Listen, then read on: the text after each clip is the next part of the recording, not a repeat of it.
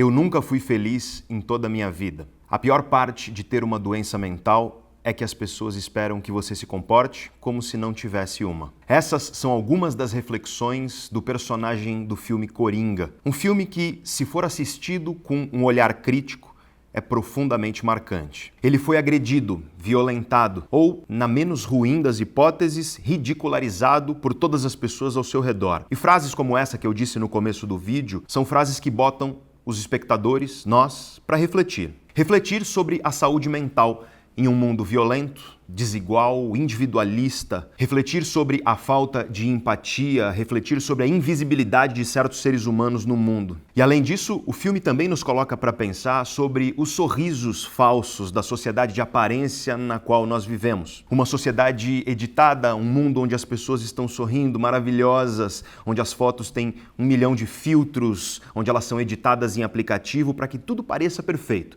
Mas por trás daquela perfeição, nós bem sabemos que muitas vezes existe um abismo de vazio e angústia. E é isso que eu quero propor para vocês aqui hoje. Eu quero fazer uma reflexão sobre os nossos tempos, uma reflexão sobre a saúde mental, uma reflexão sobre a sociedade do espetáculo. E eu vou usar como base para essa reflexão o filme Coringa.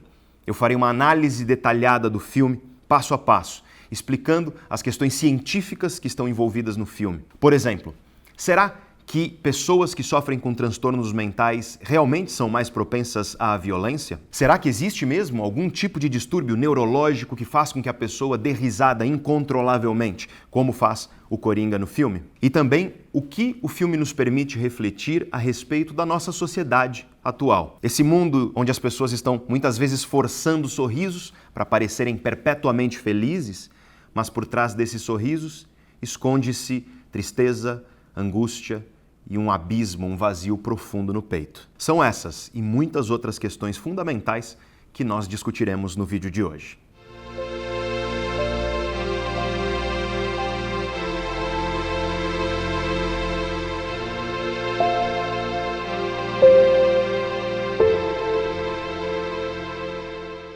Antes de nós começarmos, eu acho que é de bom tom eu dizer a vocês que o vídeo de hoje terá muitos spoilers do filme Coringa.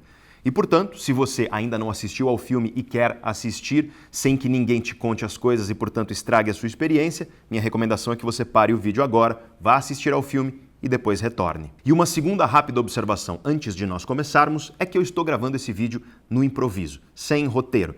Isso significa que talvez eu esteja incorreto em algum detalhe ou outro do filme. Eu já peço até desculpas de antemão caso eu fale alguma coisa errada. Se você perceber, me conta aí nos comentários. Mas eu preciso ressaltar aqui que o objetivo do vídeo não é falar sobre a ordem do filme ou sobre os detalhes mais cinematográficos. O objetivo aqui é falar sobre, de maneira geral, o conteúdo psicológico que o filme trabalha, porque é um filme profundamente psicológico. Algumas pessoas me disseram que não gostaram do filme. E a maioria dessas pessoas, eu acredito que não gostaram do filme, talvez por uma expectativa incorreta. É um filme que não necessariamente é fiel ao que é o personagem Coringa nos quadrinhos ou nos demais filmes. É um filme relativamente diferente. Eu acredito que para você apreciar esse filme de fato, você precisa olhar para ele, você precisa assistir com um certo olhar, um olhar crítico, que eu vou tentar trazer aqui para vocês hoje. Porque se você tiver um certo olhar crítico para esse filme, você é capaz de enxergar nele reflexões interessantíssimas, extremamente relevantes para os nossos dias e bastante profundas. Esse é o meu objetivo no vídeo também, é mostrar para vocês talvez uma profundidade do filme que muita gente não viu. E, portanto, se você viu e não gostou do filme, talvez depois desse vídeo você assista de novo e você repense um pouco o que você achou do Coringa. Então, vamos lá. Vamos falar sobre a psicologia do personagem do filme Coringa de 2019. A primeira coisa que eu preciso deixar muito claro para vocês agora é que nada do que eu disser no vídeo de hoje serve como ferramenta para que você, depois que assistir o vídeo, saia por aí pelas ruas identificando ou prevendo quem é um criminoso, quem é uma pessoa com transtorno mental. O objetivo do vídeo de hoje é puramente reflexivo. É te trazer ideias baseadas na análise, sim, com dados científicos do filme, mas é uma análise para a reflexão de vocês que estão assistindo. Para você refletir sobre você mesmo, sobre o personagem, sobre a sociedade. E não para você tentar utilizar qualquer coisa do que eu disser aqui como uma espécie de ferramenta para você sair pelo mundo identificando coisas. Obviamente, isso é impossível. Cientistas e profissionais que estudam a mente humana têm anos e anos de formação e prática para eles conseguirem começar a fazer qualquer tipo de análise um pouco mais científica, rígida, objetiva de outros seres humanos. E, portanto, reitero aqui, o vídeo de hoje ele tem a função de promover reflexão. Nada além disso. Faço uma segunda ressalva que é muito importante. O filme e o vídeo, portanto, de hoje falará sobre transtornos mentais. E é muito importante que você saiba, caso seja um conhecimento que você ainda não tem, que o profissional hoje, no Brasil, habilitado a fazer o diagnóstico de transtornos mentais é um médico psiquiatra. Claro que outros profissionais de saúde podem identificar sintomas e encaminhar uma pessoa para um médico psiquiatra, mas o diagnóstico de transtornos mentais é de responsabilidade de um médico psiquiatra, um profissional que é especialista exatamente nisso, na saúde mental e nas doenças que afetam a nossa saúde mental. Aliás, é importante ressaltar também que não existe um perfil psicológico científico definido que explica o personagem Coringa. Aliás, o próprio diretor nas entrevistas, ele não sabe dizer ou não quer talvez o que o Coringa tem. Quais são as questões e as minúcias? Muito do filme é deixar um certo mistério no ar. E o que os roteiristas fizeram, na minha visão, foi pegar uma espécie de colcha de retalhos. Pegaram uma série de características, algumas delas fictícias completamente, algumas delas baseadas não tão diretamente, mas indiretamente naquilo que pode levar uma pessoa a transtornos mentais, algumas até mais cientificamente sólidas, pegaram alguns fatores de risco para a criminalidade, juntaram isso num balaio só, montaram uma colcha de retalhos que é uma representação fictícia. E, portanto, não é uma representação literal, verdadeira do que é um ser humano com transtornos mentais ou um criminoso potencial. E isso pode nos levar à primeira pergunta importante numa análise do filme Coringa. Será que transtornos mentais realmente estão associados à violência? Será que pessoas que vivem com transtornos mentais são mais propensas à violência?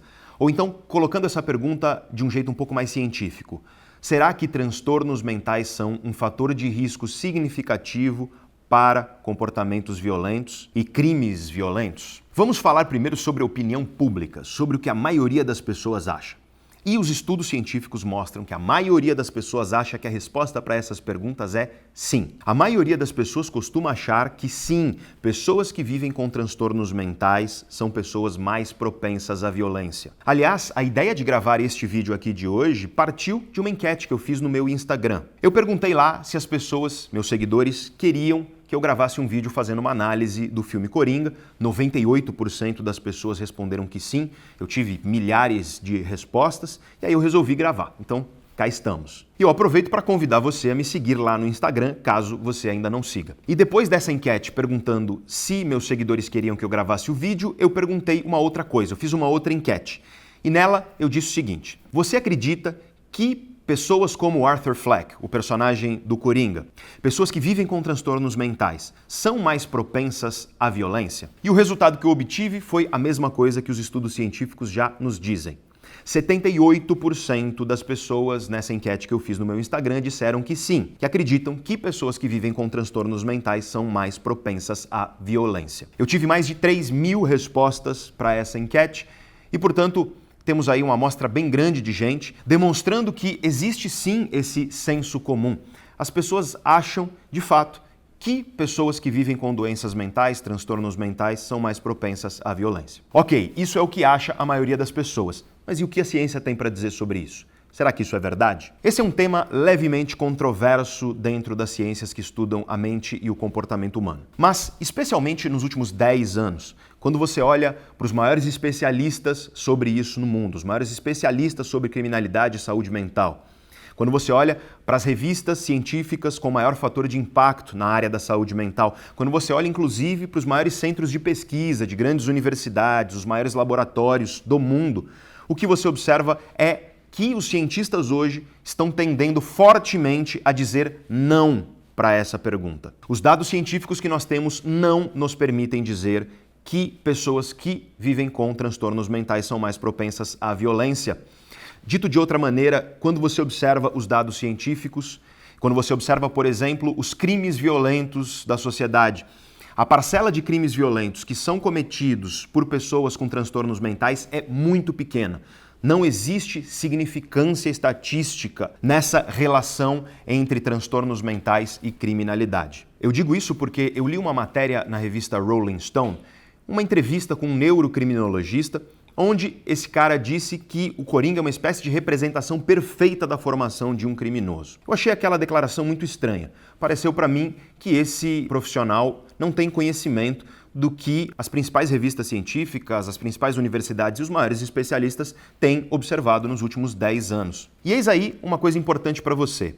Tome muito cuidado quando você ouve a declaração de um especialista isolado. Tome mais cuidado ainda quando esse especialista não mostra as fontes do que ele está dizendo. E é por isso que, para o vídeo de hoje, aliás, se você é novo aqui no canal Neurovox, para todos os nossos vídeos, eu vou colocar na descrição do vídeo um link e nesse link você encontra todas as referências para aquilo que eu disse ao longo do vídeo. E especificamente sobre isso, sobre as relações entre transtornos mentais e violência, eu vou colocar 4 fontes diferentes. Um artigo publicado na revista BMJ, o British Medical Journal. Se você é da área da saúde, você sabe que o BMJ é uma das revistas mais respeitadas na área da saúde. Colocarei também um outro artigo, uma meta-análise.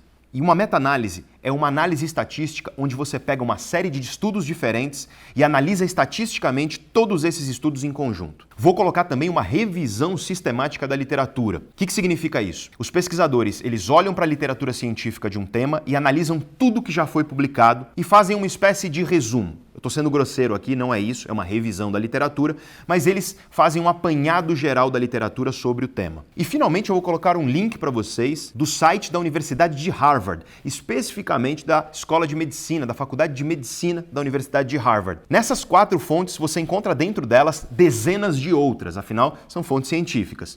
E você vai ver lá qual é a opinião desses especialistas sobre isso. Essencialmente, você verá que o que nós hoje sabemos é que não conseguimos dizer com os dados científicos que nós possuímos que pessoas com transtornos mentais são mais propensas à violência. E quando alguém fala isso, essa pessoa está sendo precipitada e ela não está baseando o que ela está dizendo em dados sólidos. Ela não está baseando o que ela está dizendo num olhar geral para a literatura científica sobre esse tema. É claro que existe um ou outro estudo científico que vai dizer sim para essas perguntas, que diz realmente que uma parcela grande das pessoas que sofrem com transtornos mentais acaba sendo propensa à violência. Mas o que nós podemos talvez esboçar como resposta nisso é que, por exemplo, tem 2 quadros. O quadro de transtornos de personalidade, por exemplo, e também o quadro de abuso de substância. Nesses 2 quadros existem alguns estudos que sugerem que pode haver uma associação entre esses transtornos mentais e violência. Mas veja que, quando nós falamos de transtornos de personalidade, nós temos diversos transtornos de personalidade.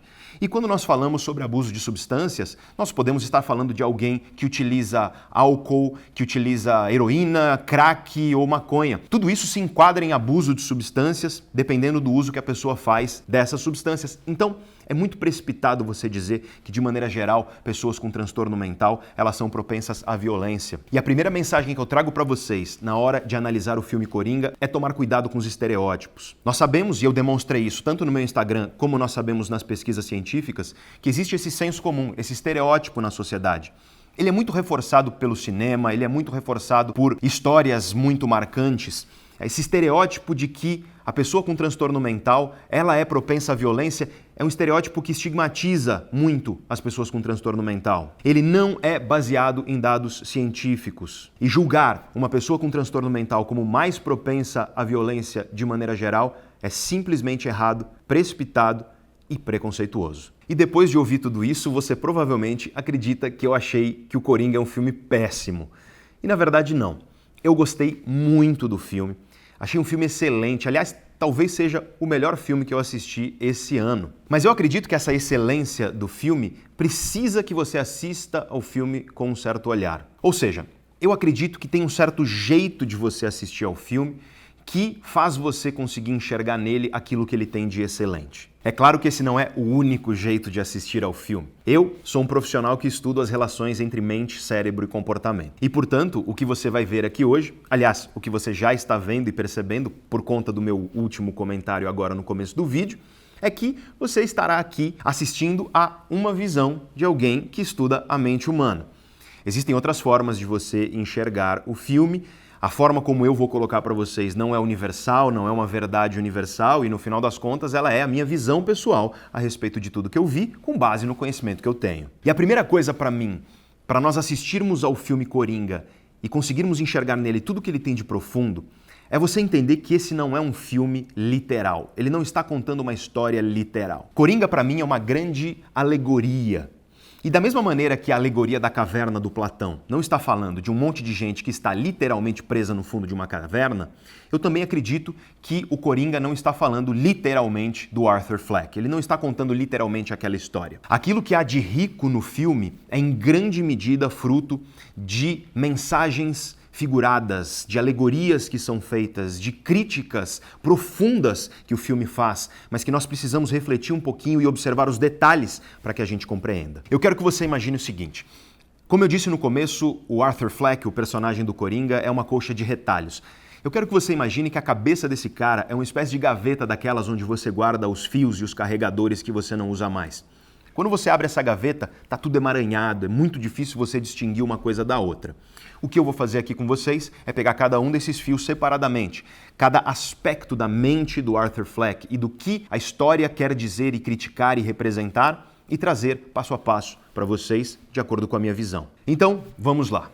O filme Coringa trata a história do Arthur Fleck, um cara de meia idade que vive na pobreza, numa condição financeira muito difícil. Um sujeito muito magro, magérrimo. Os ossos protuberam na pele.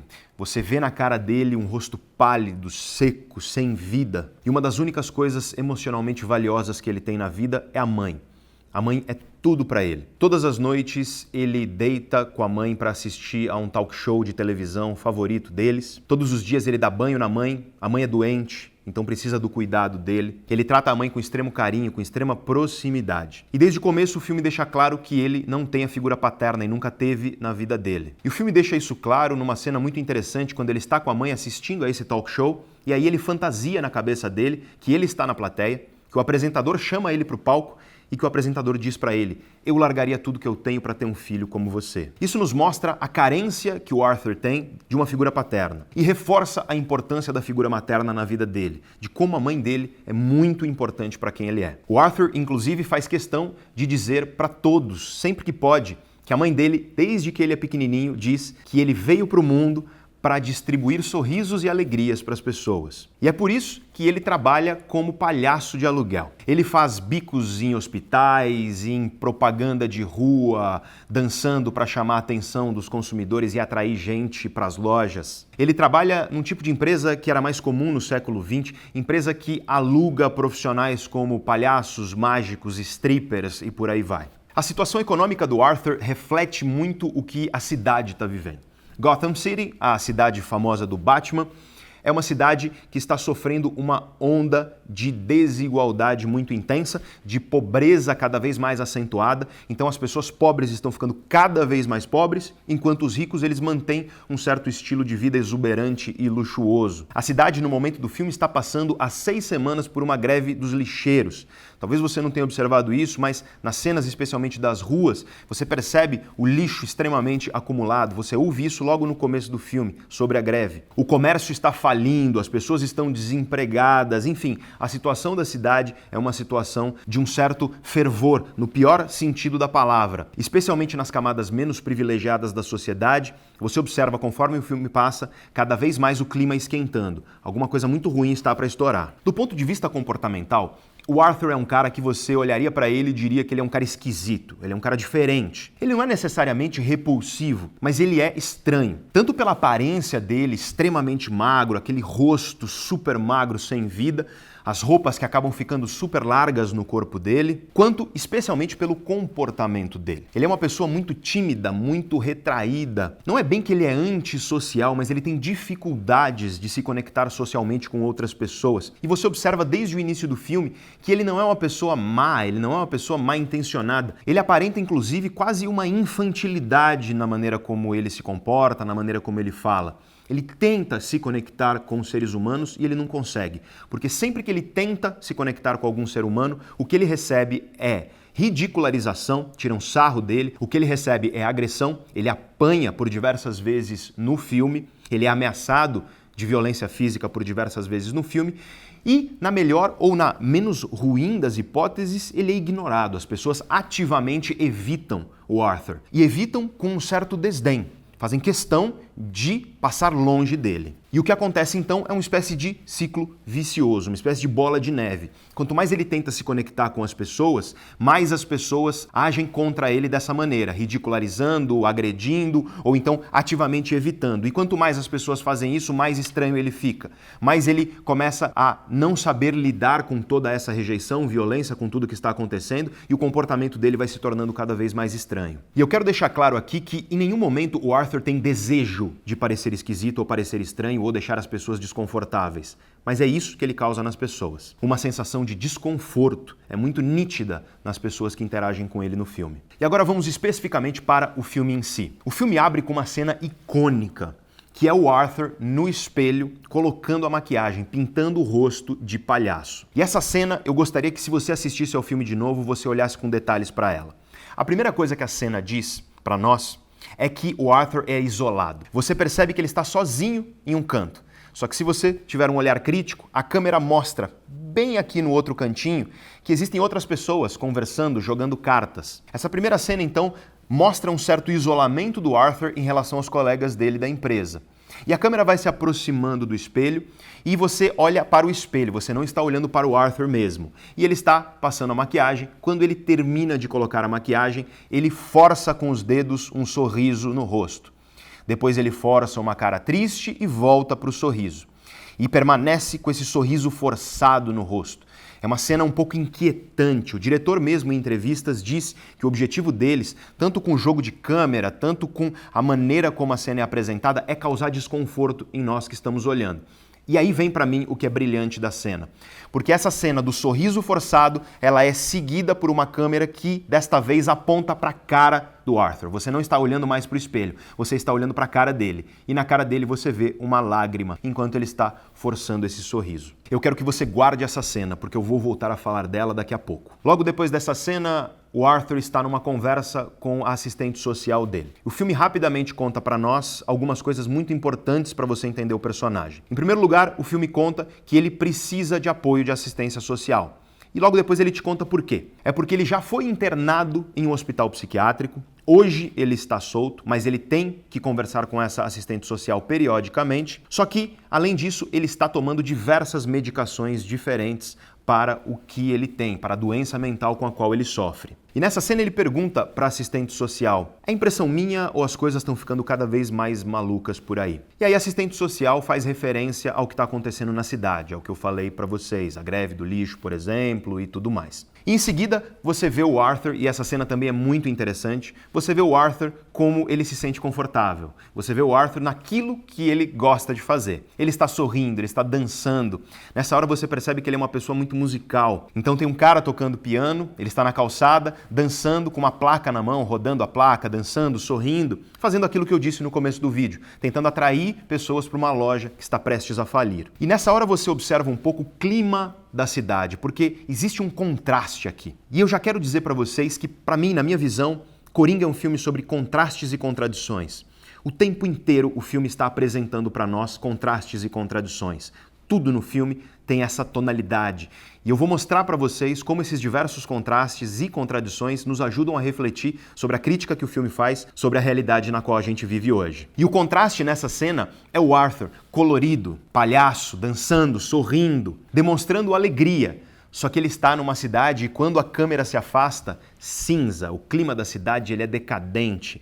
Você observa pilhas de lixo ao redor dos postes, as pessoas andando com aquela cara cansada, tudo é meio cinzento. Então a fotografia do filme ressalta esse clima decadente de uma sociedade, como eu disse, que está à beira do caos, de uma sociedade que está tendo uma onda de criminalidade cada vez mais intensa, desigualdade cada vez maior, desemprego e todas as outras coisas que eu já disse. E nesse momento, com ele dançando, surge um novo contraste, uma nova contradição, que é ele dançando feliz e ele é agredido. O que acontece é que alguns jovens passam correndo e roubam a placa que ele estava segurando. Ele corre atrás dos jovens e quando ele alcança, os jovens começam a bater nele. Quando ele cai no chão, os jovens continuam chutando ele no chão. Então ele está sendo chutado no chão e essa é uma cena extremamente desconfortável. porque ele estava lá dançando na rua e você consegue enxergar uma genuína alegria que ele estava sentindo e, de repente, isso se torna uma agressão. Ele está impotente, imóvel no chão, sem ser capaz de fazer nada a respeito daquela agressividade. Nessa cena, nós, espectadores, somos levados a sentir um pouco da dor que ele está sentindo. Existem 3 coisas que nós sentimos. Em primeiro lugar, nós sentimos impotência. Ele está encolhido no chão, sendo agredido violentamente por diversos jovens. Além disso, da impotência, nós sentimos uma indignação. Afinal de contas, são muitos contra um só indefeso. E, finalmente, isso nos deixa com uma certa raiva. Essa indignação gera uma raiva e tem uma quarta coisa que vem junto com isso, que é tristeza. Para mim, particularmente, quando eu assisti essa cena, essa foi a mistura de sentimentos dentro de mim. Uma indignação por aquilo que estava acontecendo, uma certa sensação de impotência por me colocar no lugar dele e, além disso, raiva do que estava acontecendo, né? Dessa injustiça, dessa agressividade gratuita e cruel, e tristeza por uma pessoa que estava lá, alegre, numa cidade triste, dançando, fazendo o que aparentemente gosta e de repente é violentada e de repente é agredida gratuitamente. É uma cena que em geral para mim é muito triste e nessa mistura de sentimentos negativos aparece finalmente o nome do filme. Coringa, em inglês, Joker. Essa cena inicial dá o tom para o filme inteiro. Ao longo do filme, nós somos obrigados a conviver com essa sensação de impotência do Arthur. Essa é uma contradição constante no filme. Ele tenta melhorar, ele tenta mudar a sua vida. Por exemplo, a assistente social, ela está lá tentando ajudá-lo e ele faz o que ela diz para fazer. Ele tem o sonho de ser um comediante, de fazer stand-up comedy. Ele está escrevendo um roteiro para um show de stand-up. Ele está tomando as suas medicações tal como a assistente social traz da prescrição do médico. Ele comparece às sessões com a assistente social. Ele tenta melhorar. Só que a cada tentativa de melhora, o filme vai te mostrando a impotência. Ele não consegue. O mundo, os personagens vão mostrando para ele que ele não vai conseguir melhorar. E a cada tentativa ele acaba mergulhando numa certa onda autodestrutiva. A cada tentativa a coisa acaba piorando para ele. Isso é uma coisa que nós podemos já fazer uma reflexão sobre a realidade. Pessoas que sofrem com transtornos mentais, especialmente as pessoas que sofrem com quadros graves de transtornos mentais, muitas vezes têm essa sensação de que elas tentam e não conseguem e que por isso elas são um fracasso. De que quanto mais elas tentam, mais o mundo diz para elas que elas são um fracasso. Isso é algo muito triste de se ver, mas eu quero deixar claro aqui para todos vocês. Os estudos científicos hoje são bastante evidentes nesse sentido. As pessoas que sofrem com transtornos mentais, mesmo em quadros graves, quando elas têm o acompanhamento de um bom profissional de saúde mental e quando elas estão aderindo de fato às terapêuticas propostas por esse profissional, a probabilidade de que essa pessoa viva uma vida e consiga viver uma vida de qualidade é muito alta. Nós sabemos hoje que existe sim esperança para essas pessoas. E o que o filme faz, eu acho que é interessante essa crítica do filme, o que o filme faz é mostrar uma coisa que realmente é real. Né? Essa sensação de impotência de uma pessoa que convive com um transtorno mental e essa sensação do mundo dizendo a ela, a cada tentativa, que ela é um fracasso. Só que eu acho importante aqui, como eu, profissional, que sou um cientista que estudo a mente humana, eu acho importante dizer para vocês, porque talvez algum de vocês esteja nesse momento sofrendo e talvez você se identifique com o personagem do filme nesse sentido e o que eu tenho para dizer a você é: busque ajuda. Busque ajuda porque um bom profissional de saúde saberá te orientar. E se você estiver bem orientado e se você aderir às terapêuticas propostas pelo profissional de saúde, a chance de você viver uma vida de grande qualidade, ela está ao alcance das suas mãos. Não desista, porque existe sim esperança. Definitivamente não é um caminho fácil, definitivamente não é um caminho simples de se trilhar, mas ele é sim possível, e eu garanto a você. E no caso do filme especificamente, no caso do Arthur, o que acontece com ele é violência. Ele sofre violência de diversas formas, violência vinda de diversas formas. Seja violência por ser agredido, seja violência por ser ameaçado, seja uma violência que não é necessariamente essa violência da porrada, mas se você conhece um pouco aqui do canal Neurovox, você já deve ter me ouvido falar muitas vezes que quando nós passamos por um esfacelamento dos nossos laços humanos, quando nós passamos, por exemplo, pela experiência de sermos rejeitados, pela experiência de uma pessoa que nós admiramos ou que nós amamos nos rejeitar, quando nós passamos, por exemplo, pela perda de uma pessoa amada, quando nós somos desaprovados por pessoas que são importantes para nós, tudo que ameaça as nossas relações, os nossos laços humanos, no limite a morte de uma pessoa amada, quando nós passamos por tudo isso, ocorre uma ativação em uma estrutura cerebral chamada giro do cíngulo anterior dorsal e essa estrutura está associada de acordo com uma série de estudos científicos, é uma estrutura associada com dor física. É a mesma estrutura que se ativa quando você quebra as pernas ou leva um soco na cara. Então, veja o que eu estou dizendo aqui, que quando você passa por algo que ameaça suas relações, quando você passa pela rejeição, quando você passa pelo desprezo de seres humanos, isso tudo ativa um circuito cerebral que está associado à dor física. Então, veja o que eu estou dizendo aqui para vocês. Quando você passa, como o Arthur, pelo desprezo das pessoas ao seu redor, pela ridicularização, quando você passa por essa experiência extremamente solitária que é a vida dele, ativa-se no cérebro humano uma estrutura que ela está associada à dor física. Isso significa que a violência que o Arthur sofre não é só porque ele apanha, literalmente. Toda a experiência de rejeição, de ridicularização e de solidão que ele está vivendo é uma experiência de violência, sim. Essa violência emocional, ela é real, ela é visceral, ela é extremamente perigosa e nós nunca podemos deixar de reconhecer a importância de proteger as pessoas, não só, claro que é importante você proteger as pessoas da violência e da agressão, mas a agressão também numa esfera emocional. Uma pessoa que passa pelo que o Arthur passou ao longo do filme é uma pessoa que foi o tempo inteiro agredida, não só pelos socos e pontapés, mas pelo desprezo e pela ridicularização. O ser humano é um animal social.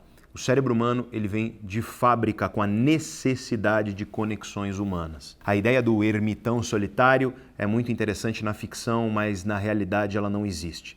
E nesse sentido, para a nossa saúde mental, é necessário que nós tenhamos relações de qualidade. E como nós observamos ao longo do filme inteiro, isso é uma coisa que o Arthur definitivamente não tem. E não é à toa que conforme o filme passa, você vai observando que toda essa violência vai destruindo o Arthur por dentro. E voltando à história. Então ele é agredido, o filme começa de fato e ele vai para o escritório e quando ele chega no escritório, o chefe dele não acredita que ele foi roubado, que a placa foi roubada dele. E o que acontece é que não só ele não ganha o dinheiro pelo dia de trabalho, como ele é obrigado a pagar pela placa que foi roubada dele.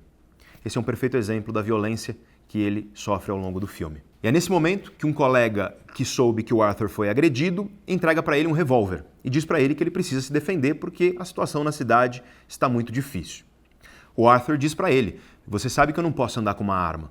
E nós já sabemos que é porque ele já foi internado no hospital psiquiátrico. Então, provavelmente, a condição para que ele esteja livre seja que ele tem que encontrar essa assistente social, tomar as medicações, mas além disso, que ele não pode portar armas, porque portando uma arma ele pode ser um perigo para as outras pessoas ou para ele mesmo. Mas o cara insiste, ele pega o revólver, vai para casa. É muito interessante a cena dele com o revólver em casa. Ele está em casa meio que brincando com o revólver e aí surge realmente essa questão infantil, quase uma infantilidade nele. Ele dá um tiro sem querer com o revólver e aí finge para a mãe que na verdade foi a televisão, que ele estava vendo um filme de guerra. Eu gosto muito dessa cena porque ela traz essa tonalidade de inocência, de infantilidade dele. Ele não está portando aquela arma com qualquer ímpeto de agressividade. Pelo menos não é isso que o filme nos mostra nesse momento. Eu gosto, antes dessa cena dele voltando para casa, de uma cena dele no ônibus. Essa cena também mostra a inocência dele. É uma cena que mostra ele tentando brincar com uma criança. Ele está no ônibus olhando triste, com aquele rosto triste dele, com aquela expressão triste. Ele está olhando para a janela, ele vê uma criança na frente dele, a mãe do lado. A criança olha para ele e ele começa a brincar com a criança. Novamente essa inocência, essa coisa quase infantil dele. A mãe olha para ele e novamente a violência e a agressão que ele sofre. A mãe olha e fala: "Para de perturbar o meu filho." Ele tenta explicar: "Não, eu não estou perturbando." E aí o filme apresenta para nós um aspecto muito importante do personagem, porque você claramente vê que ele está desconfortável com aquela situação, que não era essa a intenção dele. Você claramente vê uma certa tristeza por ele ter sido interpretado dessa forma.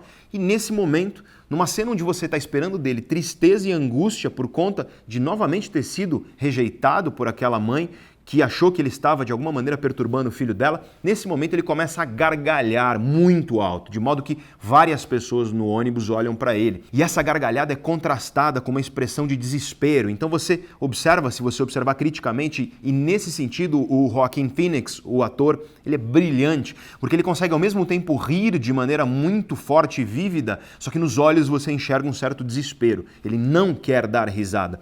E a mãe vira para ele e fala: "Você, a mãe do menino, vira e fala: "Você acha que isso é engraçado? Você está achando alguma coisa engraçada?" E ele, enquanto ri, ele mexe com a cabeça dizendo que não. E ele entrega um cartão para a mãe do menino.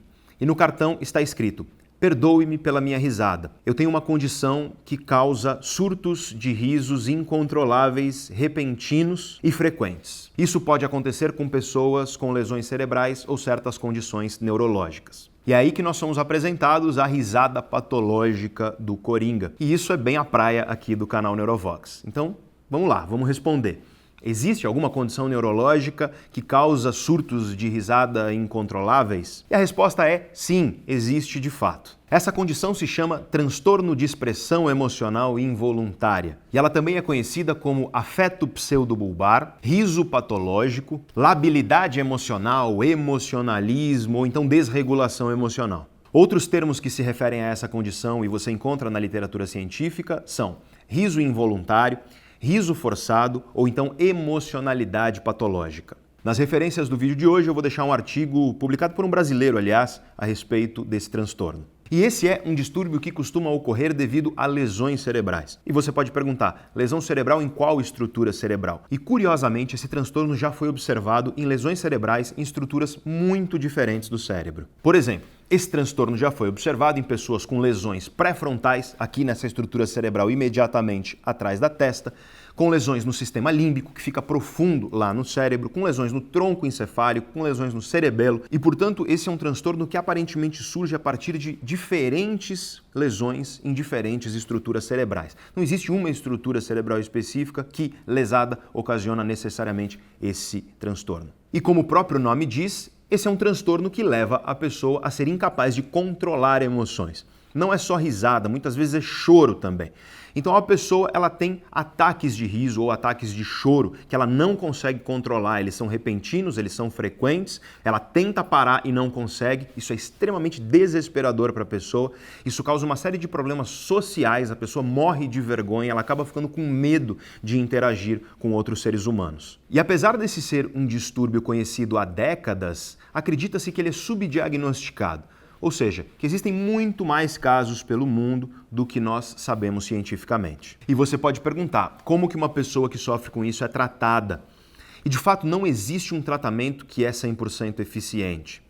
Em muitos dos casos, a pessoa é medicada com uma categoria de antidepressivos conhecidos como os inibidores seletivos da recaptação de serotonina. Essas medicações se mostram eficientes em alguns casos, mas não em todos os casos. Mas voltando para o caso do filme específico, o transtorno parece se manifestar no Arthur de uma maneira muito peculiar, porque no caso dele não é bem que ele não consegue controlar uma risada que está vindo ou um choro que está vindo. No caso dele, o que acontece é que ele está sentindo uma coisa e costuma ser uma emoção negativa. Por exemplo, ele está sentindo angústia, ele está sentindo medo, ele está sentindo desconforto, ele está se sentindo humilhado ou ridicularizado. Quando ele está sentindo essas emoções negativas, a risada surge. Então a risada, ela ocorre quando ele está dentro dele sentindo uma coisa essencialmente negativa. E isso é notável pela expressão facial dele. Eu repito, a atuação do Joaquin Phoenix é brilhante nesse filme. Eu não duvido que ele venha a ganhar o Oscar, porque ele consegue ao mesmo tempo rir e mostrar nesse riso um absoluto desespero de alguém que não quer estar dando aquela risada, que quer que aquela risada pare, mas ele não consegue. Veja então que quando o Arthur dá risada, a última coisa que ele quer é rir. Ele não tem o desejo de rir. Não é que ele não conseguiu controlar uma risada que estava lá, escondida dentro dele. Quando ele está dando essa risada, a última coisa que ele quer é mostrar para as pessoas risadas. Ele está, na verdade, sentindo alguma coisa muito ruim dentro dele, uma angústia que ele está sentindo, e a risada surge nesse momento involuntariamente. E agora que eu quero voltar com vocês à cena inicial do filme, de quando ele está no espelho passando a maquiagem, nós olhamos no espelho e vemos ele forçando um sorriso com os dedos, e quando a câmera volta para ele, você vê a lágrima escorrendo no olho dele. Lembre-se que eu disse que esse é um filme sobre contradições e contrastes. E aqui nós vemos um novo contraste e uma nova contradição. Você observa tanto nessa primeira cena, quanto se você refletir criticamente a respeito desse transtorno, desse distúrbio do Arthur, que o que está acontecendo com ele é uma contradição, é um contraste. Dentro dele, angústia profunda. Dentro dele, tristeza. Dentro dele, emoções negativas. E o que ele espelha para fora é, na verdade, o sorriso patológico, que ele não deseja que aquele sorriso esteja lá, mas o sorriso forçadamente está lá. Na primeira cena do filme, você olha no espelho e ele está forçando um sorriso. Só que quando a câmera volta para ele, você vê a lágrima, e eu enxergo essa cena, na verdade, como uma grande crítica a todos nós. Porque a câmera faz questão de mostrar o espelho. Então, nós, espectadores, estamos lá no cinema assistindo ao filme e nós estamos olhando no espelho. E nesse espelho, o que nós estamos vendo? Um sorriso forçado. Só que quando a câmera volta para a origem desse sorriso, que é a pessoa atrás do espelho, o que você vê é uma lágrima de tristeza. Eu vejo isso como uma grande crítica e reflexão a respeito da sociedade em que nós vivemos. Pare para pensar.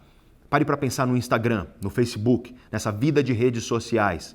Quantos sorrisos forçados não existem nas redes sociais? Quanta gente não está aí sendo obrigada, inclusive, a sorrir? Porque existe uma certa obrigação de perfeição no mundo de hoje que é doentia, essencialmente.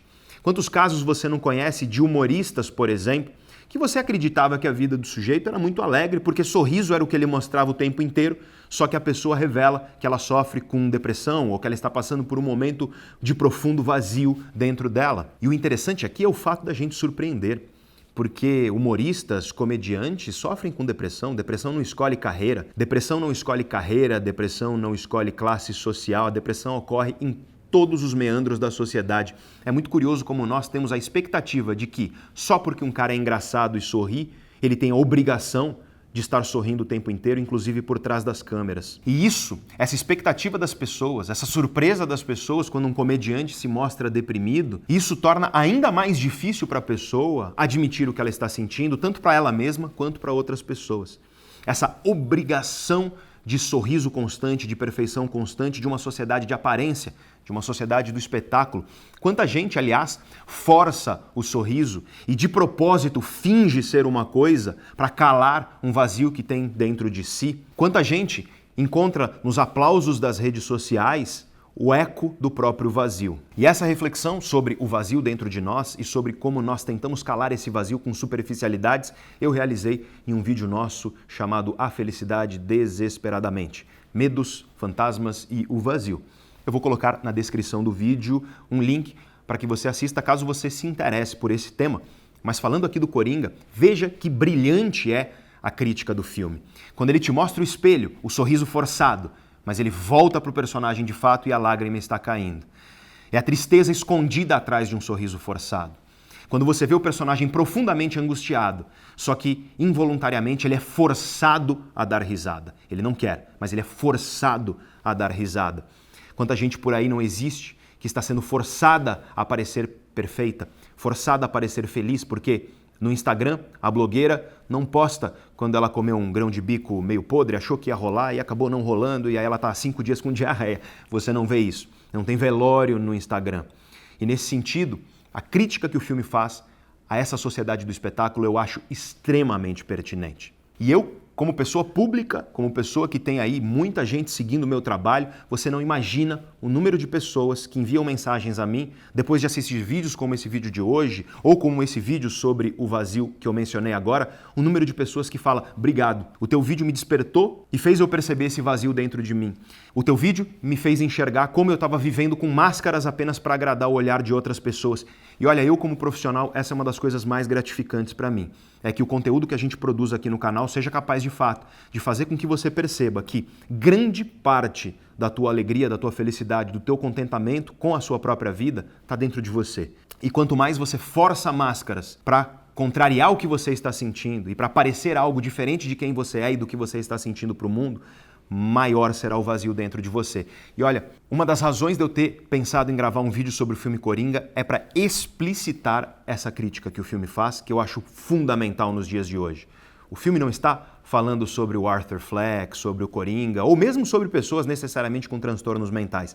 Ele está falando sobre todos nós nessa sociedade do espetáculo, sobre a saúde mental dos seres humanos em uma sociedade que julga tudo pelas aparências, que cria expectativas irreais de perfeição e que simplesmente, quando uma pessoa demonstra uma imperfeição, por mínima que seja, vem os juízes, numa crueldade sociopata nos comentários de internet, condenar. E veja que essa é a condenação de um dado da realidade. Ninguém é perfeito. Tristeza faz parte da vida. Imperfeição é a qualidade de ser humano. Somos imperfeitos por definição. Transtornos mentais fazem parte do mundo.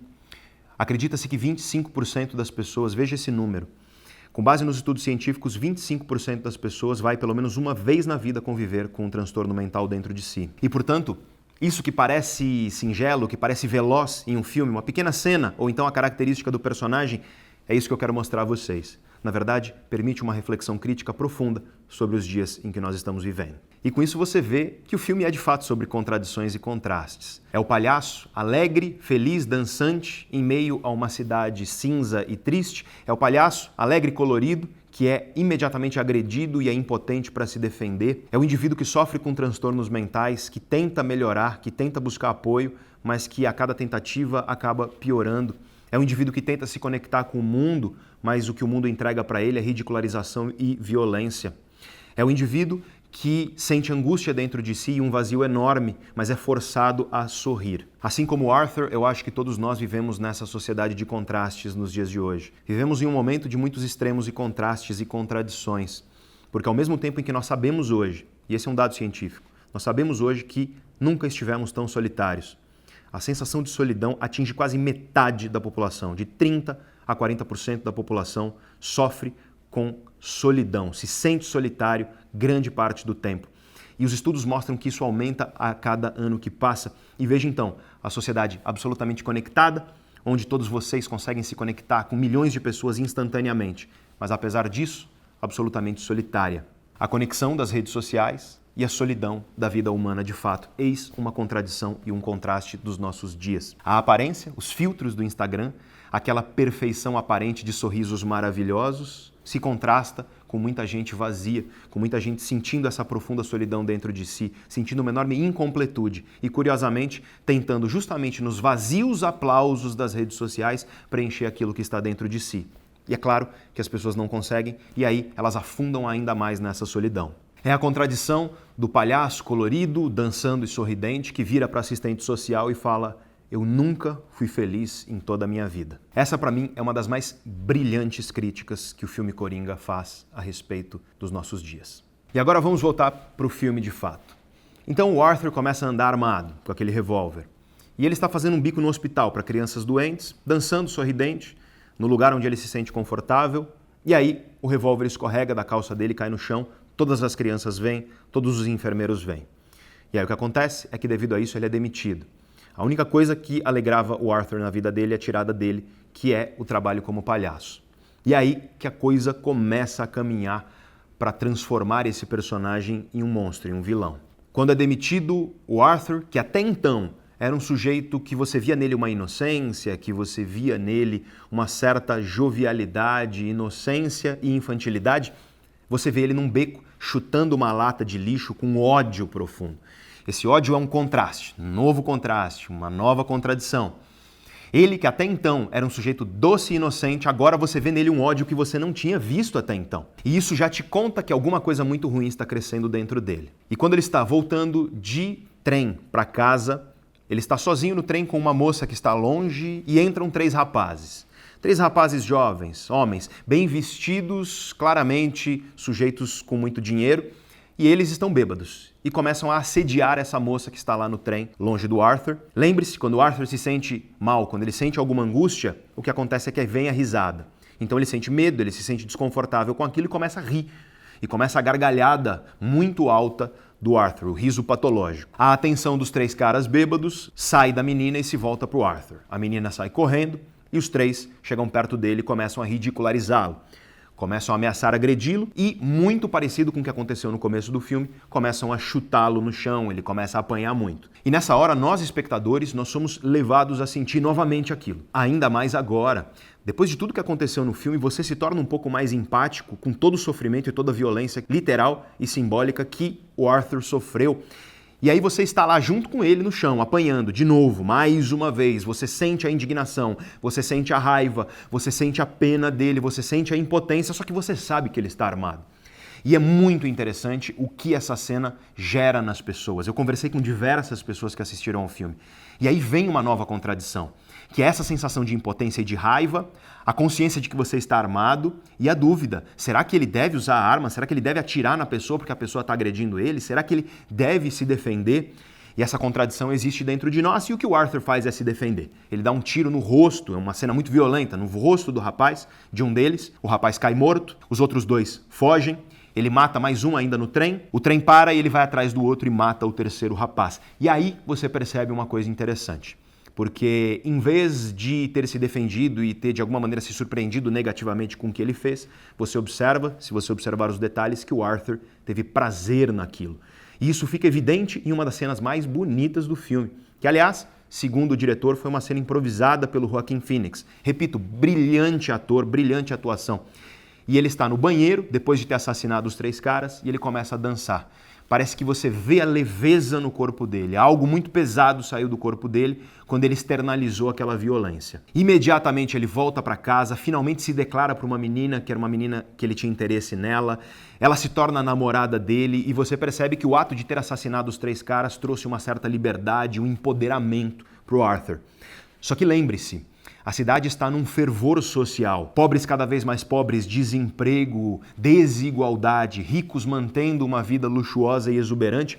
E aí o que acontece é que quando os jornais relatam que os jovens que foram mortos eram jovens de boa família, muito ricos do mercado financeiro, a população mais pobre enxerga na figura do assassino um herói.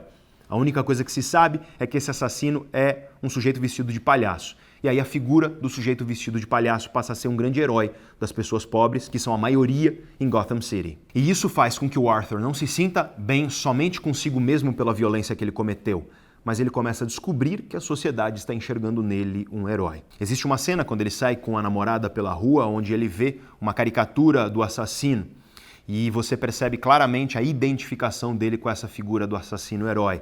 As pessoas começam a andar pela rua com máscaras de palhaço para louvar essa atitude vista pelas pessoas de uma violência que na verdade é justiça contra uma sociedade opressora. E em meio a isso, o Arthur finalmente consegue, depois que ele assassina os 3 rapazes, finalmente ele consegue apresentar o show de stand-up dele, o grande sonho da vida dele.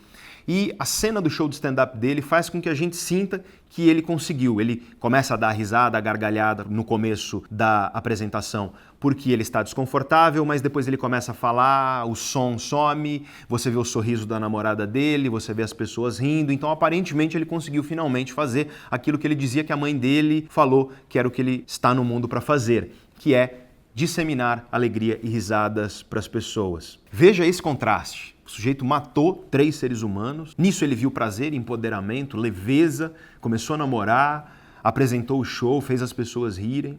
Só que como é um filme sobre contrastes e contradições, é isso que o filme te joga mais uma. O Arthur pega uma das cartas que a mãe mandava pro Thomas Wayne, e eu preciso explicar isso para vocês. Thomas Wayne é um sujeito muito rico, bilionário, pai do Bruce Wayne, que vem a ser o Batman depois. E o Thomas Wayne está candidato à prefeitura, então aparece muito na televisão por causa disso. A mãe do Arthur já trabalhou para o Thomas Wayne. E uma das coisas que ela faz desde o começo do filme é escrever cartas para ele. Só que nenhuma das cartas é respondida.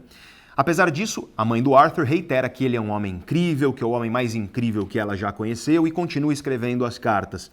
E o que acontece é que o Arthur pega uma dessas cartas e nessa carta ele abre, e quando ele abre essa carta, ele descobre que o Thomas Wayne é pai dele. A mãe se refere a ele, ao Arthur, como nosso filho, nessa carta para o Thomas Wayne, o grande bilionário. E aí o filme te joga essa bomba no colo. Então o Coringa é irmão do Batman, veja só. Então nós continuamos explorando essa ideia. Ele vai até a mansão do Thomas Wayne, não consegue entrar em contato com ele, e nisso você vê uma cena do que virá a ser o Coringa com o que virá a ser o Batman. Né? Do Coringa antes de ser o Coringa e do Batman menino, Bruce Wayne. É uma cena muito interessante. E o Arthur não consegue falar com o Thomas Wayne quando ele vai à mansão, então ele persegue o Thomas Wayne em uma apresentação de ópera. Espera o Thomas ir até o banheiro e vai atrás dele no banheiro. E quando ele chega no banheiro, ele diz: "Eu sou filho da Penny Fleck", que é o nome da mãe dele. E o Thomas Wayne, num ar muito superior, até desdenhoso, vira e fala: "Eu não sou o seu pai".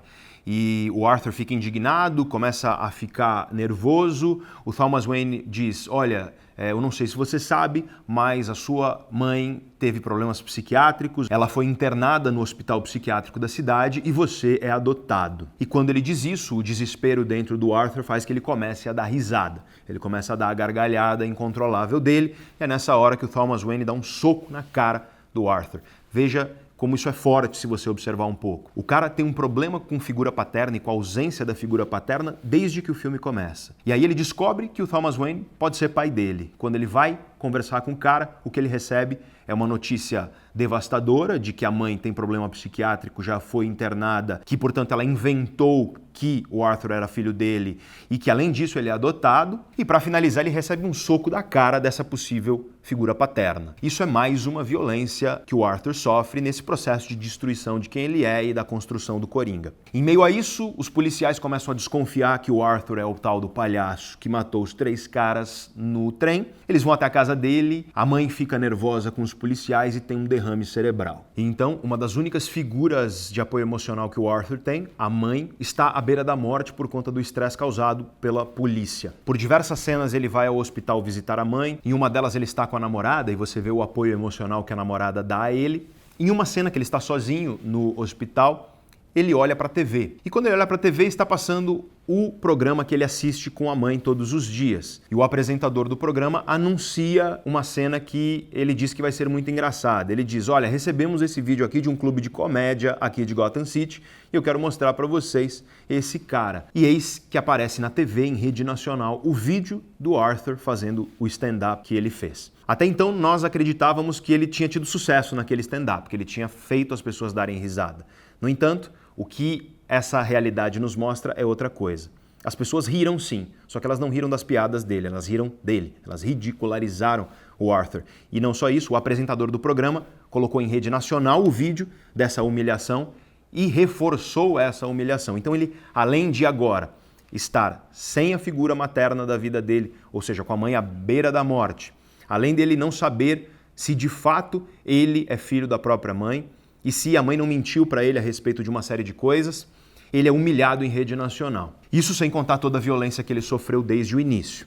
Aí você começa a perceber que ferve algo muito ruim dentro dele, ele vai até o hospital psiquiátrico, pega os registros da mãe, descobre que realmente ela ficou internada, descobre que ele é adotado e, para piorar, descobre que longe de uma figura materna carinhosa, longe de uma figura materna que, aparentemente no começo do filme você acredita que a mãe gosta dele, longe disso, a mãe agredia ele violentamente quando ele era criança, inclusive gerou um traumatismo craniano na cabeça dele junto com o padrasto. Ele era agredido pela mãe e pelo padrasto. E nessa hora você lembra de pequenas contradições e contrastes, porque essa mãe que ele referia a ela com tanto carinho, essa mesma mãe que dizia que ele veio ao mundo para fazer as pessoas rirem e para levar alegria às pessoas, essa mesma mãe, numa cena muito interessante, quando ele está falando para a mãe sobre o show de comédia que ele fará, essa mãe diz a ele: mas você não precisa ser engraçado para ser comediante? Essa é uma cena que passa despercebida, mas ao final você começa a perceber que essa figura da mãe doce, ela era uma criação, uma construção da cabeça dele. Que a mãe dele, na verdade, tinha sérios problemas, agrediu ele, que provavelmente esse riso patológico que ele tem, essa risada incontrolável, é fruto dessas pancadas e desse traumatismo que ele sofreu e que, portanto, ele é vítima de uma circunstância muito triste durante o seu desenvolvimento. E aqui eu quero fazer um parêntese muito importante, porque nessa hora o filme acerta. Do ponto de vista científico, ele acerta no que ele mostra que acontece quando uma criança sofre violência. Hoje nós sabemos muito bem que quando crianças, especialmente na primeira infância, especialmente nos primeiros anos de vida, quando crianças sofrem violência, que pode ser sim a violência física, o abuso sexual, mas também a violência emocional, a negligência, o desprezo, o distanciamento emocional, a ausência daquilo que na ciência nós chamamos de cuidador primário, de pelo menos um ser humano que dê apoio emocional e material. A ausência de um cuidador primário, a violência, de maneira geral, tudo isso aumenta muito o risco dessa criança desenvolver transtornos psiquiátricos, transtornos mentais. As sequelas disso muitas vezes são carregadas pelo resto da vida. Existe uma grande teoria dentro da psicologia chamada teoria do apego, se você quiser pesquisar sobre isso, uma teoria que foi construída em cima de experimentos científicos muito tristes. Por exemplo, a observação de crianças dentro de orfanatos de guerra e de como essas crianças se desenvolvem sem praticamente nenhum contato humano. Guerras onde você tem orfanatos hiperlotados e as crianças têm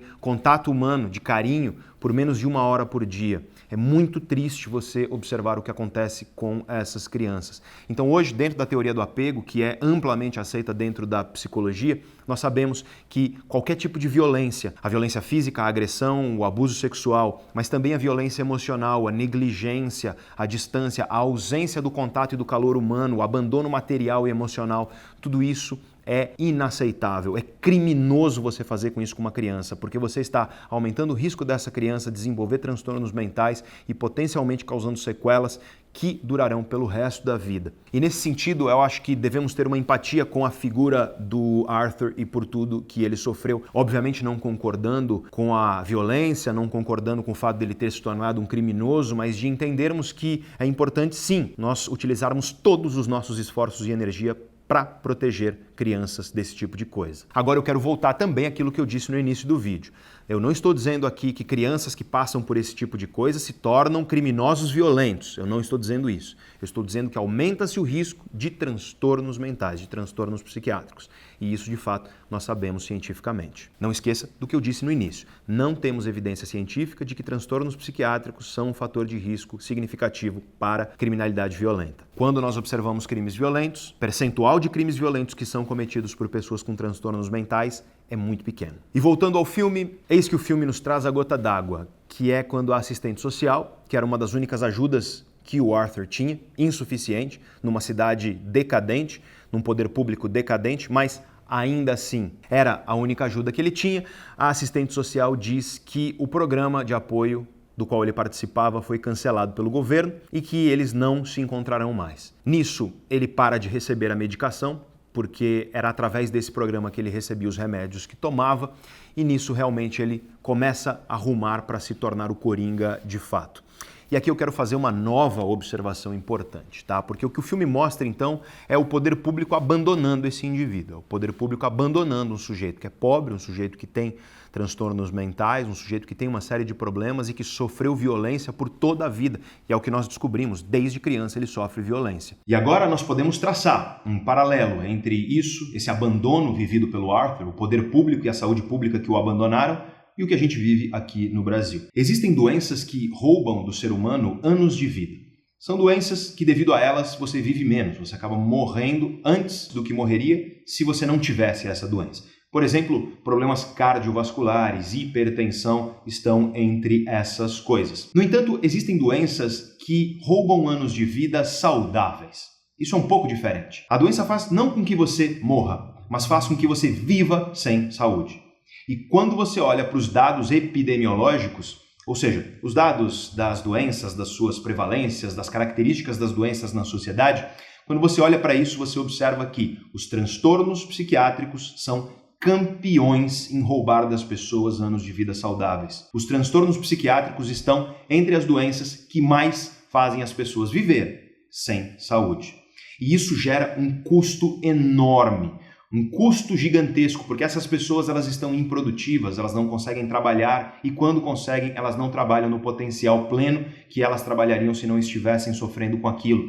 Nesse sentido, deveria ser obrigação do poder público investir pesadamente na psiquiatria, no cuidado psiquiátrico dos pacientes na rede pública de saúde. E, no entanto, não é isso que acontece. Quando você vai ver, comparado às outras especialidades médicas, o que a psiquiatria recebe, é realmente muito triste. As pessoas que sofrem com transtornos mentais no Brasil já estão abandonadas porque o investimento nisso é um investimento pífio para o tamanho do problema que nós temos. E para piorar tudo isso, você tem um paciente muitas vezes carente de escolarização, carente de educação. De um lado, então, imagine esse exemplo prático. Isso é uma coisa que acontece frequentemente nos hospitais públicos. Você tem um homem adulto, ele está sofrendo com sintomas de depressão. Ele vai até o hospital. Infelizmente, ele é carente de educação e escolarização. Ele é analfabeto. Isso significa que ele não consegue se expressar tão bem. Uma pessoa analfabeta não consegue se expressar com a mesma precisão e com os detalhes e com a riqueza que uma pessoa alfabetizada. Ele chega, vira para o médico que o atende, que num primeiro atendimento não é um psiquiatra, e ele diz: estou sentindo algo ruim dentro de mim. Como ele não sabe as nuances de se expressar, de explicar o que a depressão faz conosco, e o diagnóstico do transtorno psiquiátrico ele depende muito do relato do paciente, daquilo que o paciente está sentindo, de entender e compreender o que ele está sentindo. Só que esse sujeito, por conta de não ser escolarizado, por conta da carência que ele tem da educação formal, ele não consegue se expressar tão bem. Então ele diz: tem uma coisa ruim dentro de mim. Só que ele está sentado em frente a um médico que é mal pago, que tem pouca estrutura, que está sobrecarregado e que não foi suficientemente treinado para identificar um transtorno mental no primeiro atendimento. Esse médico sobrecarregado tem uma infinitude de pacientes para atender depois e o que ele faz, por exemplo, é achar que o sujeito tem algum problema no estômago, prescrever uma medicação para o estômago e entregar para o sujeito. E não raramente esse sujeito continua com aquela coisa ruim dentro dele, isso pode se tornar um quadro de depressão grave, pode levar eventualmente à tristeza de um suicídio, por exemplo. E aqui nós observamos uma série de problemas reais vividos no Brasil hoje em dia. Em primeiro lugar, esse problema da precariedade do sistema de saúde público na preparação do médico para a identificação de um transtorno mental, esse problema da sobrecarga de muitos pacientes e poucos médicos e poucos profissionais de saúde, o que faz com que as filas sejam gigantescas e com que o tempo que o médico tem com o paciente seja minúsculo, a falta de verba e estrutura de maneira geral dos hospitais, dos centros de saúde e, do outro lado, nós temos, infelizmente, uma população muito carente de educação, muito carente da escolarização e isso agrava ainda mais todo o problema. E veja, muita gente acha, esse é um delírio que as pessoas têm, que pessoas pobres não sofrem com depressão, que pessoas pobres, por exemplo, não cometem suicídio. É comum eu ouvir de pessoas inteligentes, bem escolarizadas, que depressão é coisa de gente rica. E aqui você vê um problema que é denunciado abertamente em diversos momentos do filme Coringa, que é a invisibilidade, em primeiro lugar, dos transtornos mentais. Transtornos mentais são, por definição, invisíveis. Quando você vê uma pessoa com a perna quebrada, você automaticamente ajusta o seu tratamento a ela, você ajuda essa pessoa, oferece ajuda e você entende que com a perna quebrada ela não é capaz de fazer certas coisas. No entanto, quando uma pessoa sofre com um transtorno psiquiátrico, isso não é tão visível aos olhos, isso não é tão palpável e concreto. E é por isso que essa estigmatização ela ocorre.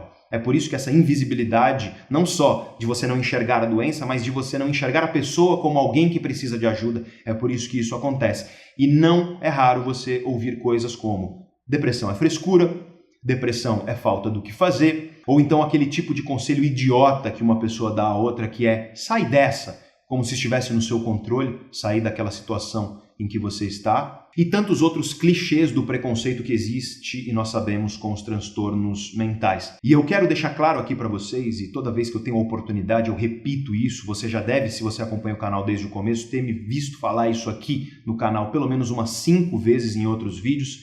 Transtornos mentais, eles não são puramente mentais. Não existe fenômeno puramente psicológico.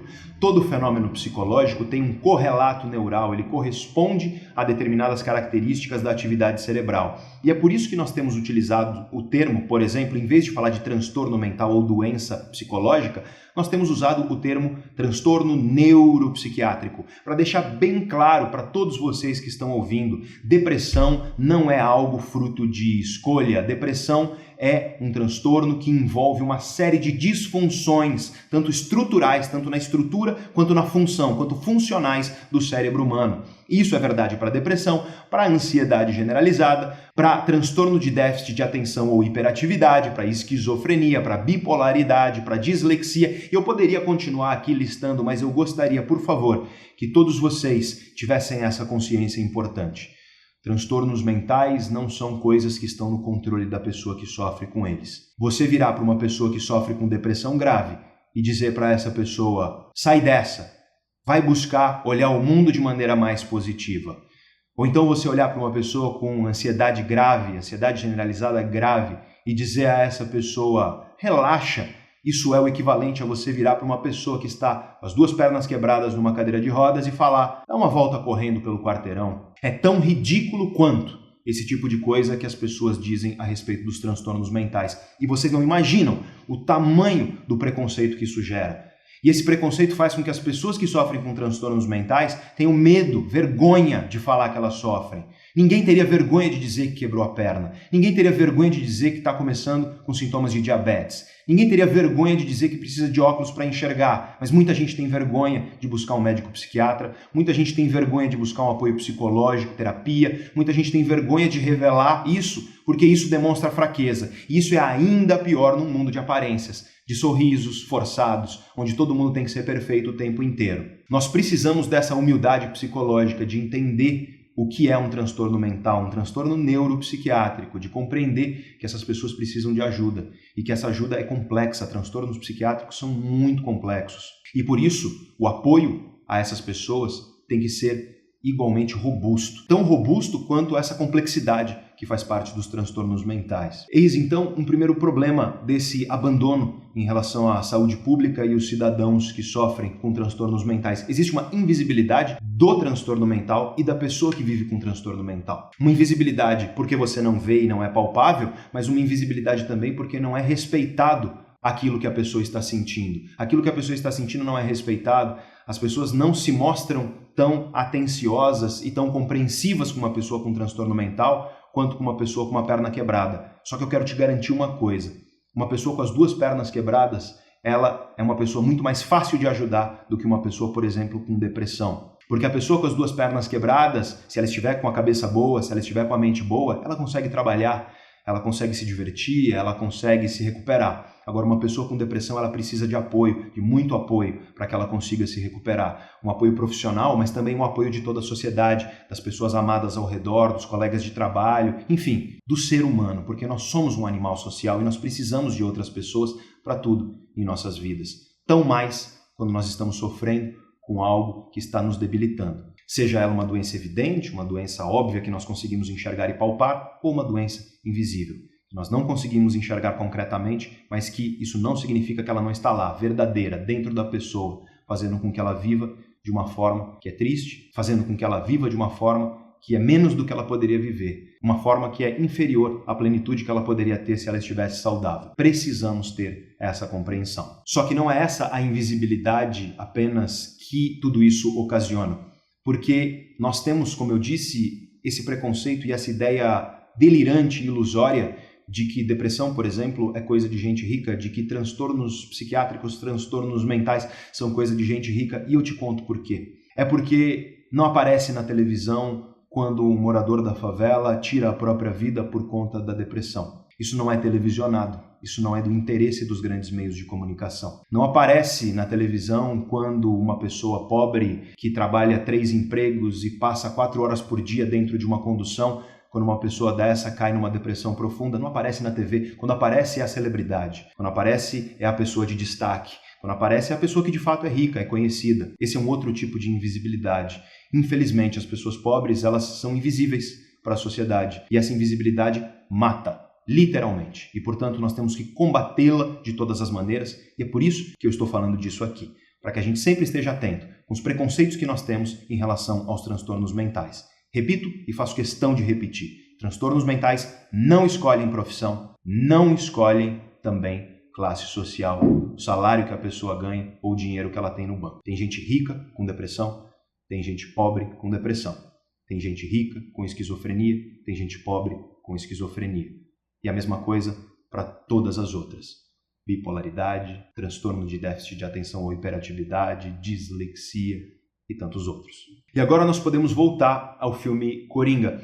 Então, esse momento, quando ele é abandonado pelo poder público, quando ele não tem mais apoio da saúde pública, ele para de tomar os seus remédios, é aí que o Arthur chega na gota d'água. É aí que realmente o Coringa nasce. Ele vai ao hospital e ele assassina a própria mãe, quando descobre que ela mentiu dessa maneira para ele. Ele chega no prédio onde mora e nós descobrimos que aquela namorada, que era uma das únicas pessoas que apoiava ele, na verdade, tudo aquilo era uma fantasia da cabeça dele. Ele não namorava a menina, ele fantasiou tudo aquilo. A menina era apenas uma vizinha que não tinha qualquer relação com ele. Ele recebe um telefonema do programa, do sujeito que humilhou ele em rede nacional, e o programa convida ele a participar, provavelmente para humilhá-lo ainda mais. Ele aceita o convite. Ele assassina o colega de trabalho do emprego do qual ele foi demitido, o cara que entregou a arma, o revólver, para ele. Ele vai ao tal do programa de TV e nesse programa ele faz um grande discurso sobre essa questão da invisibilidade. Ele confessa que foi ele que matou os 3 sujeitos no metrô. O apresentador do programa fica indignado e diz que aquilo é um absurdo. E ele diz, é um absurdo porque eram 3 pessoas ricas, porque se fosse eu morto, ninguém aqui ligaria. Eu acho essa cena muito marcante, ela denota essa questão da invisibilidade. E aí, claro, o filme leva isso para uma violência que jamais é justificada de momento algum, não devemos jamais coadunar com isso, mas ele assassina em rede nacional o apresentador do programa, E o filme ruma para o seu final com ele dentro de uma viatura. Desde que ele foi até o programa, ele vai caracterizado realmente de coringa, né, com aquele paletó já numa cor muito extravagante, o cabelo pintado de verde, e ele está encostado dentro da viatura olhando a cidade em chamas. Porque quando ele confessou que matou os 3 jovens, isso gerou uma comoção na sociedade. Quando ele matou o apresentador, isso gerou uma comoção na sociedade, as pessoas que estavam passando dificuldades, os pobres que estavam sendo humilhados. É muito interessante, em algumas cenas do filme, o Thomas Wayne, que está candidato à prefeitura, ele diz que a culpa das pessoas pobres é delas, né? Que elas deveriam fazer melhor. E do alto da sua torre de marfim ele humilha. Então essas pessoas que se sentiam humilhadas, que estavam vivendo na desigualdade, elas saem nas ruas, começam a quebrar lojas, começam a colocar fogo em tudo. Eu quero fazer aqui um parêntese importante, porque eu disse no começo do vídeo que transtornos psiquiátricos não são um fator de risco para crimes violentos. E você pode perguntar, mas Pedro, então quais são? O que você sabe cientificamente, o que nós sabemos na ciência que realmente está na base da violência urbana? E eu digo a vocês, uma das coisas que melhor predizem estatisticamente com significância violência em uma cidade ou em um país é desigualdade. Não é tanto a pobreza. Existem estudos que mostram que países que são pobres, porém iguais, então todo mundo é relativamente pobre, eles não têm grandes índices de violência. E, da mesma maneira, países que são ricos e, no entanto, muito desiguais, eles têm altos índices de violência. Então, a desigualdade é um problema muito sério para a violência.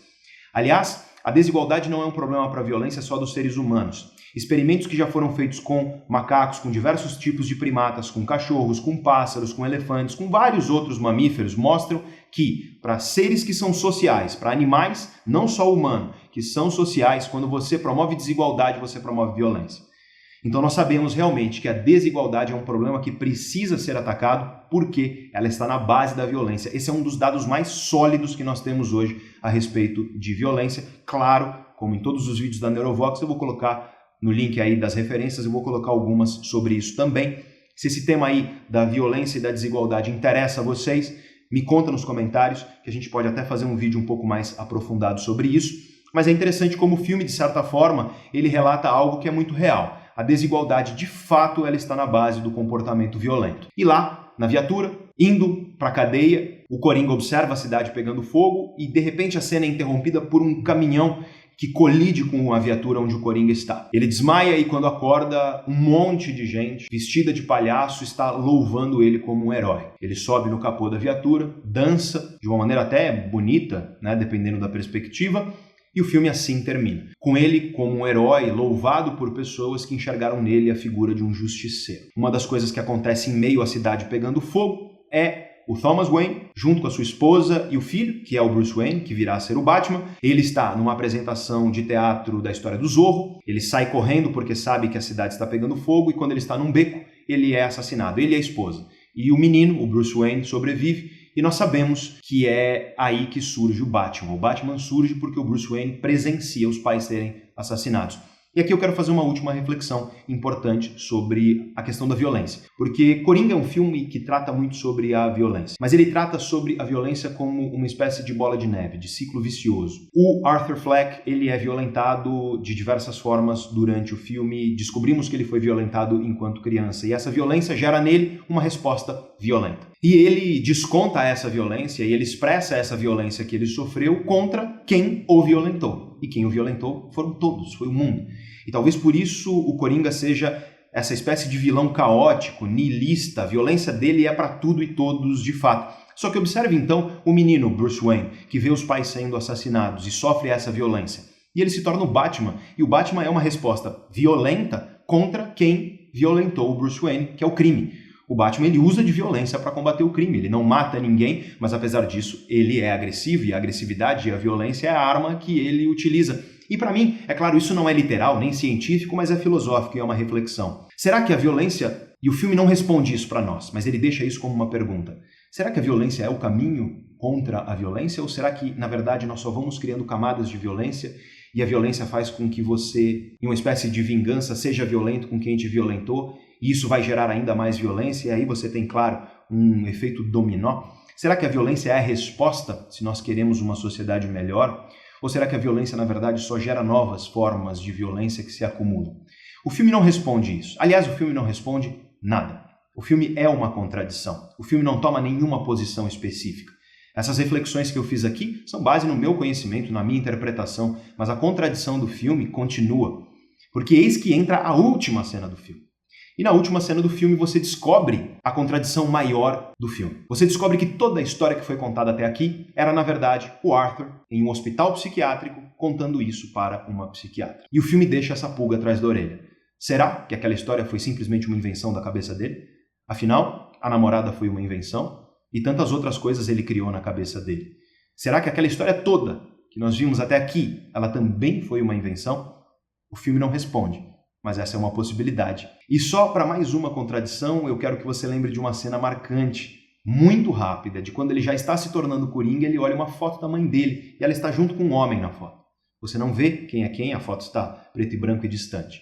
Ele vira a foto e atrás está escrito: "Te amarei para sempre", assinado TW, as iniciais de Thomas Wayne. Essa foto é mais uma contradição que te diz que talvez a mãe dele na verdade, não estivesse mentindo. Talvez ela tenha sido internada por conta de um complô por parte do Thomas Wayne. Talvez ele tenha feito ela parecer maluca, parecer que tem problema psiquiátrico. Talvez ele tenha feito isso para cobrir o fato de que ele teve um filho fora do casamento. Talvez tudo isso tenha sido também uma invenção. O filme não responde. Talvez, na verdade, ela tenha realmente tido os problemas psiquiátricos, só que talvez, realmente, o Arthur seja filho do Thomas Wayne, nós não sabemos. Eu acho que isso, para mim, resume um pouco o clima do filme Coringa. Não tem nenhuma resposta fechada, ele não toma nenhuma posição específica, mas ele permite reflexões e ele permite críticas. Eu espero que você, ao longo do vídeo de hoje, tenha visto que o filme Coringa não é um filme só sobre o crime, ou sobre como se forma um criminoso. Não é um filme apenas sobre os transtornos mentais, o que produz um transtorno mental e o que um transtorno mental ocasiona na vida humana. Não é um filme apenas sobre a violência, não é um filme apenas sobre a invisibilidade de determinados seres humanos. É um filme sobre todos nós. É um filme sobre nós numa sociedade de espetáculo, numa sociedade que pretende mostrar aos outros apenas uma perfeição editada, com sorrisos forçados, mas que muitas vezes escondem uma tremenda angústia por trás desse sorriso. Coringa é um filme que nos permite refletir a respeito de tantas coisas, e não é à toa que o vídeo de hoje foi tão longo, um vídeo de análise e de reflexão, mas essas são algumas das reflexões que nós podemos fazer com base no filme. Eu quero ouvir de vocês. Qual é a reflexão que você faz sobre o filme do Coringa? O que você achou sobre o filme do Coringa? E eu quero inaugurar aqui um desafio interessante no nosso canal. Eu e a minha equipe vamos ler todos os comentários, e nós vamos escolher o melhor comentário, que pode ser a pergunta mais interessante, e portanto pode ser um questionamento, uma pergunta. Pode ser também um questionamento onde você acrescentou alguma coisa que eu acabei não dizendo no vídeo, ou uma perspectiva diferente da minha. Nós vamos escolher o melhor comentário. E para a pessoa que fizer o melhor comentário, nós vamos enviar uma cópia do nosso livro, Em Busca de Nós Mesmos, autografada por mim. Então, claro, vai demorar um pouquinho, a gente vai esperar pelo menos um mês para analisar todos os comentários, e aí você vai receber lá no teu comentário embaixo. O canal vai comentar e vai pedir para você entrar em contato conosco, passando seus dados, e aí você vai receber no teu correio o livro. Eu acho que essa é uma maneira legal da gente promover uma discussão interessante e instigada aqui nos nossos comentários. Então, aguardo para ver aí os comentários inteligentes de todos vocês. Espero que o vídeo tenha sido proveitoso e que quando você assistir ao Coringa pela próxima vez, ele traga uma perspectiva reflexiva ainda mais rica do que na primeira. Como sempre aqui no canal Neurovox, eu vou deixar na descrição um link. Quando você clicar nesse link, você vai para o meu LinkedIn, onde eu publiquei um pequeno texto com todas as referências de estudos, dados científicos, livros, de tudo que foi mencionado no vídeo de hoje. Como eu disse, esse vídeo partiu de uma enquete no meu Instagram, então eu convido você a me acompanhar nas demais redes sociais. As duas redes sociais onde eu estou mais ativo, além do YouTube, é claro, são, em primeiro lugar, o Instagram, onde eu posto pequenas reflexões, onde eu posto algumas ideias para você pensar um pouco sobre as questões mais cotidianas da vida e onde você também descobre o que eu estou fazendo, onde eu estou, que livro eu estou lendo, que filmes eu recomendo, que séries eu recomendo e tudo mais. Lá no LinkedIn é um lugar onde eu posto textos, notícias, artigos sobre questões relacionadas à vida profissional. Convido você a me seguir por lá. E se você se interessa por essas questões que envolvem as relações entre mente, cérebro e comportamento, convido você a conhecer os nossos cursos. Você encontra um link para eles também aí na descrição. Também na descrição, o link para o nosso livro Em Busca de Nós Mesmos, que eu escrevi com um querido amigo, que é filósofo, e, portanto, um diálogo entre as ciências da mente e a filosofia. Muito obrigado por ter ficado comigo até aqui. E se você ficou até aqui no vídeo, eu peço encarecidamente, porque é muito importante para nós que você comente, que você curta o nosso vídeo, que você compartilhe com pessoas que você acredita que vão gostar das ideias e principalmente que você se inscreva no canal. Isso é muito importante para que o canal ganhe visibilidade, para que ele cresça cada vez mais. E se você já for inscrito, você pode clicar no sininho aí embaixo para você receber notificações sempre que a gente postar um vídeo novo. Porque infelizmente o YouTube não notifica todos os nossos inscritos de que um vídeo foi postado. Então tem muita gente que acaba não vendo um vídeo porque não sabe que o vídeo foi publicado. Eu não vou encher a sua caixa postal de vídeos. Se você é novo no canal Neurovox, saiba disso. Tá? Eu posto no máximo um vídeo a cada 15 dias, em geral um vídeo por mês. Então ficarei muito feliz se você se inscrever no nosso canal para a gente crescer cada vez mais o número de pessoas que está aqui interessada por esses mistérios da mente humana. Muito obrigado, um grande abraço, até a próxima.